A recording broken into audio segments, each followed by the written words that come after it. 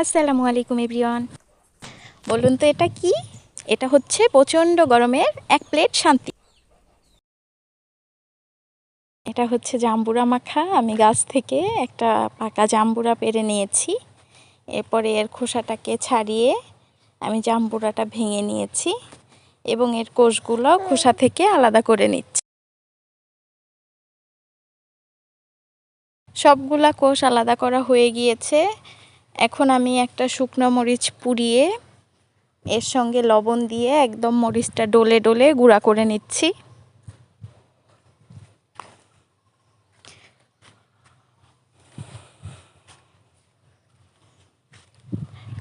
মরিচ আর লবণটা একসঙ্গে খুব ভালো করে মিশিয়ে এবার আমি কিছুটা চিনি দিয়ে দিচ্ছি এর মধ্যে। চিনি দিয়ে এর সঙ্গে খুব ভালো করে মিশিয়ে নিচ্ছি।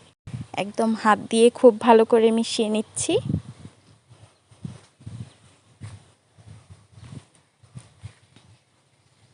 রেডি হয়ে গেল আমাদের মজাদার জাম্বুরা মাখা। এই জাম্বুরাটা খেতে ভীষণ মজাদার, খুবই রসালো ছিল। আল্লাহ হাফেজ।